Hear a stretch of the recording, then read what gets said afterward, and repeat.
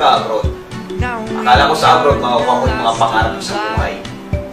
Hindi pala. Niposte ko ng bahay, hindi ko po naitayo.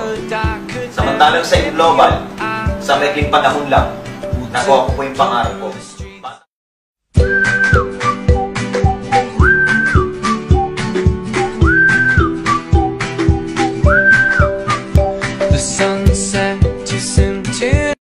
Bata pa lang po ako, gusto ko na magkaroon ng sasakyan. Yes, grabe! Dati akong OFW ngayon. Ito na, pangalawang sasakyan na namin to. Mag-asawa namin ginagawa to. Kaya kung dito, huwag ka na mag-isip. Sama-sama tulong-tulong to. At sigurado akong makukuha sa mga pangarap ko sa buhay.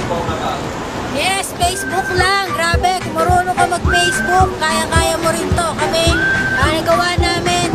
Pang second car na namin to ngayon. Kaya power, grabe. Gusto ko lang magpunta sa iba't ibang bansa. Nakuha ko po.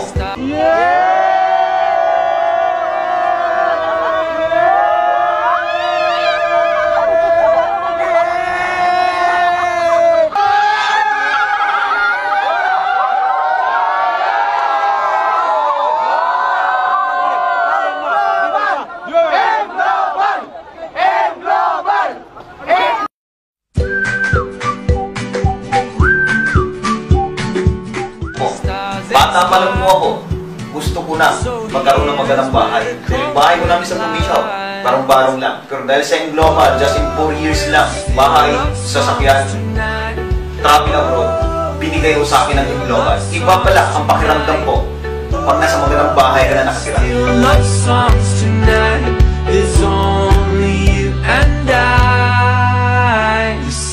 Maraming pangarap ng mga lalaki ang magkaroon ng sariling sasakyan.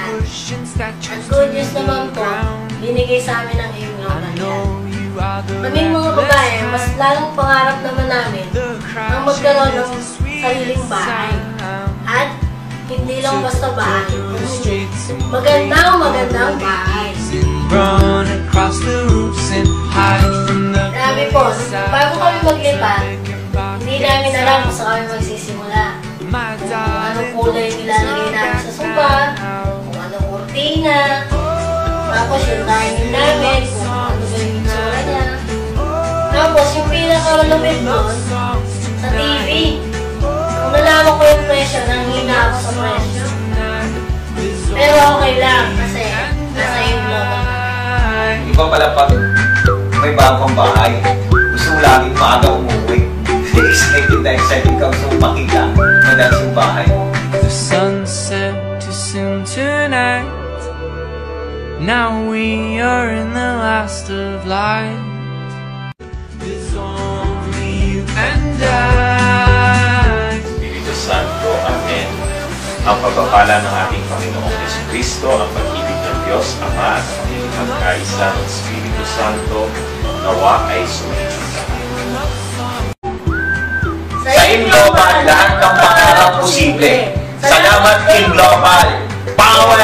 Grabe!